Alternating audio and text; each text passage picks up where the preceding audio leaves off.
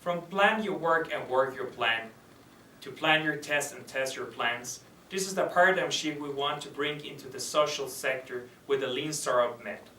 A sector that is used to stick to the plan for success, but we think that with the Lean Startup method, we can innovate in a faster and more efficiently way to social impact. The Lean Startup method can be defined as a set of principles and practices oriented to identifying clear hypotheses, designing small and effective experiments, rapid prototyping, running quick tests, and developing solutions in an iterative way using the data collected till optimization for social impact. In this sense, what we want to change in the social sector is the strategy and technique of plan, fund, do, to the strategy, the lean strategy of build, measure, and learn. We want to build minimal viable products, we want to measure our assumptions, and we want to learn from them in order to iterate and build in block a social solution. Therefore, we can summarize the Lean Startup method in 3 principles. Principle 1 is fail fast, or everything is an hypothesis. And the call for action for you is to change from your planning mode to your testing mode. The principle 2 is about agile development. And in this sense, the call for action again for you is to change from the plan, fund, do strategy to the build, measure, learn strategy. And finally, our principle 3 is about efficiency. It's about thinking big, starting small, scaling fast. It's about iterate and building block to success. It's about finding where to invest the less for the most result. Customer development is at the heart of the Lean Startup method and involves 2 stages, each one with 2 steps and iterations and pivots. When it comes to the first stage of searching, it includes 2 steps, which are discovery and validation. And the second stage focuses on the creation and building of the company. For the scope of this MOOC, we're going to focus on the first stage, which is discovery and validation, in order to discover a social problem worthy to be solved for social impact and good. At the discovery step of the stage of searching of customer development, our main focus is to translate our ideas in hypotheses, designing small experiments, and getting out of the building to collect enough evidence that our idea for social innovation is viable, even if it's in a small scale. If we are able to succeed and collect enough information that our target constituents and our stakeholders care really about our solution, congratulations, it's time to build a minimal viable product and go to our next stage of the customer development method, which is validation. If we don't collect enough information or our assumptions are wrong, then it's back to the board of ideation of analysis. And for this exercise, we have a slide prepared for you where we can really measure the financial viability against the social impact to really test our ideas for social entrepreneurship. In this graphic for ideation and analysis of social entrepreneurship, we have 4 options to help you to think about your social innovation idea. The first one is when we have the situation where we have financial viability but low social impact. And then you have to ask yourself, you're really building a social enterprise. Then we have the case when we have low financial viability and low social impact. So again, it's time to rethink your social innovation idea. Then we have the case when we have high social impact but low financial viability. And it's time in that case to think how you can come up with a viable business model to sustain that social impact. And the best scenario, of course, is when we have high social impact and high financial viability. And in that case, your mindset needs to change to the scale-up mode.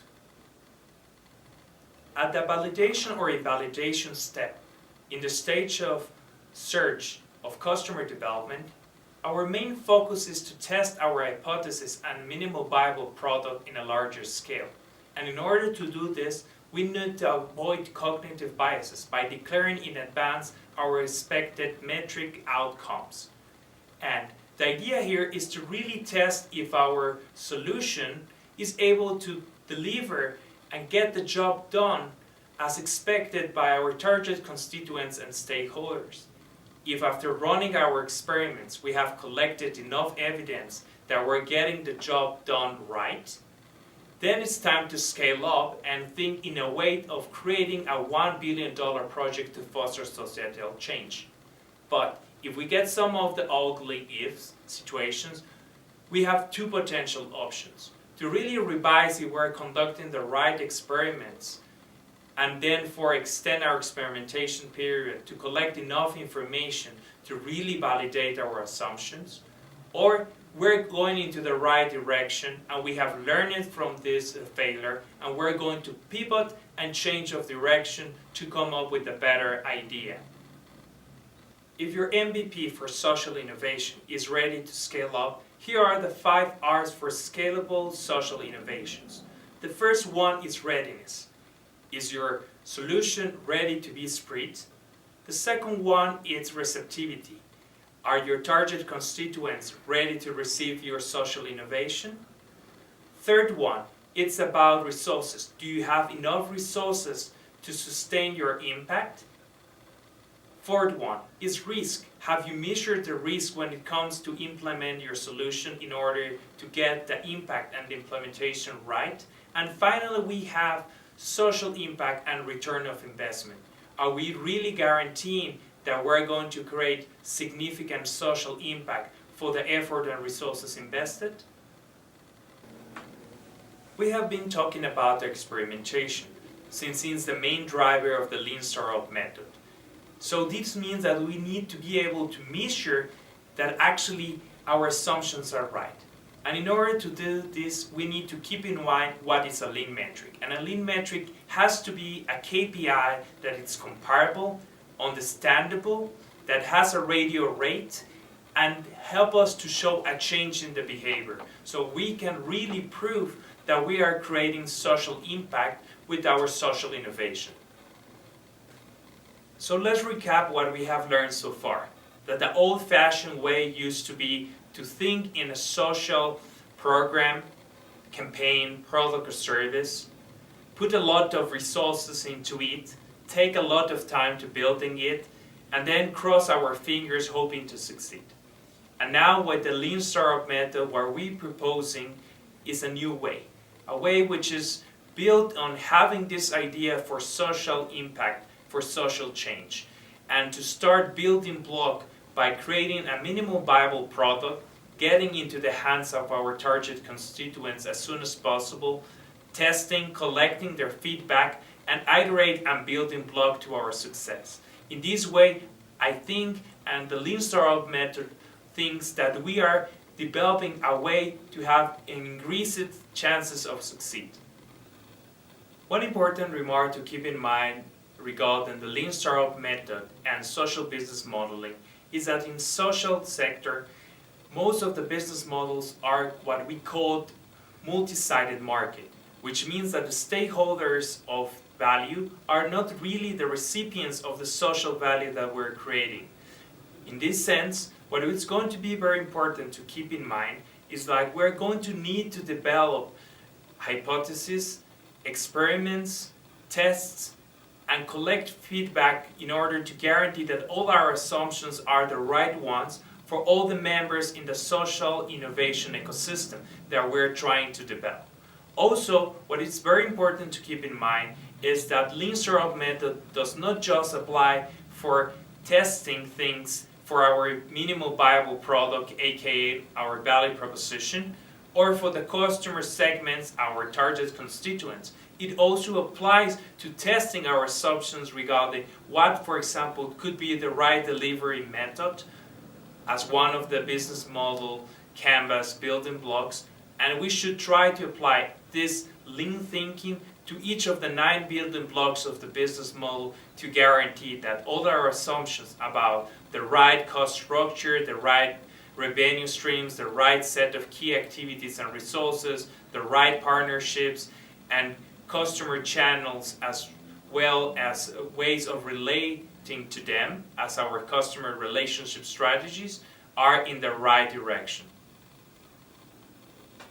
As a tool to help you to really show how this social multi-sided business model look like, I have shared with you a graphic that will help you to define on one side what would be the organizational impact and how would you create financial viability for your organization in order to create social impact. And the other side, where you can see in this graphic, is how you're going to actually be able to deliver and create that social impact.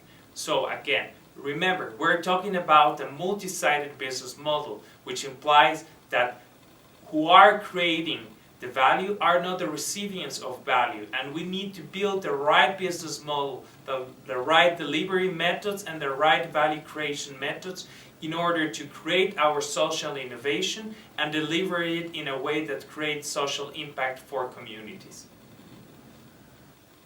So the Lean Startup method is actually about creating a lean thinking for all experimentation that we conduct for each of the 9 building blocks of our business model. And in this sense, some tips to keep in mind, for example, in our value proposition, is the value of creating minimum viable products.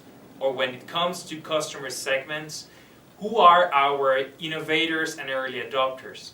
Or if we're talking about a customer relationship, how we can exploit social media. Or if we're talking about channels, what about collaborative logistics?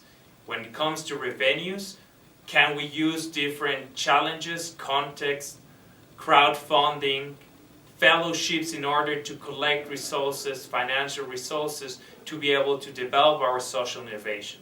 When it comes to cost structure, we just need to be very rigorous and define small grants for each experiment that we are creating in order to validate our social innovations. If it's related to partnerships, we know that the best way to create value in a faster way is to co-create, and partnerships are a really strength force for that. And when it comes to resources and activities, key resources and activities, what about the volunteers? What about donations? So keeping all in mind all these tips, we're really applying the lean thinking in the development of our social business model. So as some final reflections and solutions, what is really key regarding the Lean Startup method is that when we don't apply it to social entrepreneurship, when we fail, we really fail people. And when we fail using the old-fashioned method, we are really failing big, really making it hard to try it again. Because sadly, our society is not so tolerant about failure. Even failure means learning. So, by sharing with you this Lean Startup method, what we hope is that you take a position where you start small, and there's no shame in starting small, but you keep your vision big and iterate and building block to succeed.